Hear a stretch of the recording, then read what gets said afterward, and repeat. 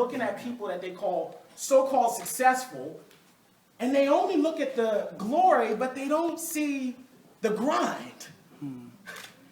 You will never be what you were made and designed to be if you don't learn the power of adversity. And I know it sounds weird to say the power of adversity, because I know when I was growing up, people would say that challenge is bad, adversity is bad. How many people heard that? Of course you have. That's what we were told. But how many people also heard that taking the easy way out is also bad? So, I mean, the question is, somebody's lying. Which one is it? Either the challenge is bad or the challenge is good. And what I came to realize is some things that happen in our lives, why does it happen, we don't know. But it's about making you into something. This first book that I wrote at 18 years old, it's ironic, I called the book Daring to Be Different, 25 Tips for a Life of Success. It might make sense now, it didn't make sense then. I wrote this book at the end of my freshman year in college. I want you to hear me, y'all. I applied for all these internships. This was not my plan. My plan was, I was talking to a few young men up here at the front. They were talking about the internships that they want to apply for. And I really want you to hear me on this, because sometimes things happen and you wonder why, but it's really to bless you.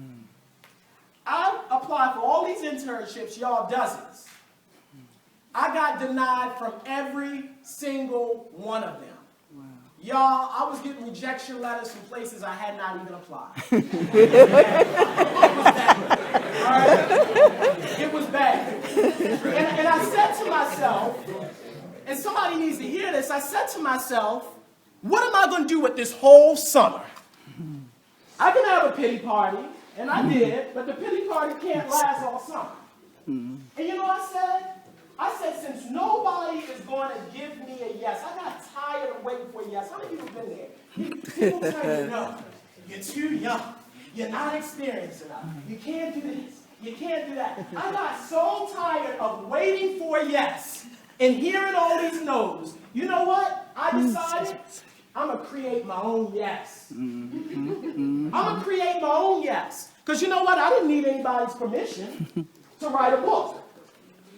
I didn't need anybody's permission to do this. This is the first step to getting out of where you might be in. Understanding, doing what you can with what you have, where you are. Teddy Roosevelt said something I will never forget. How many people have ever heard of Teddy Roosevelt? Teddy Roosevelt's a phenomenal person. Somebody yell out, who is he? Okay, he's president. What else did he do? He's president. He was leader of the Rough Riders. I ain't talking about DMX, y'all. I'm talking about the people that went over there and fought over in Cuba.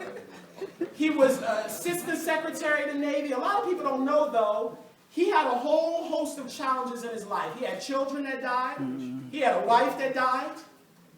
And he said something profound. He said, do what you can with what you have right where you are.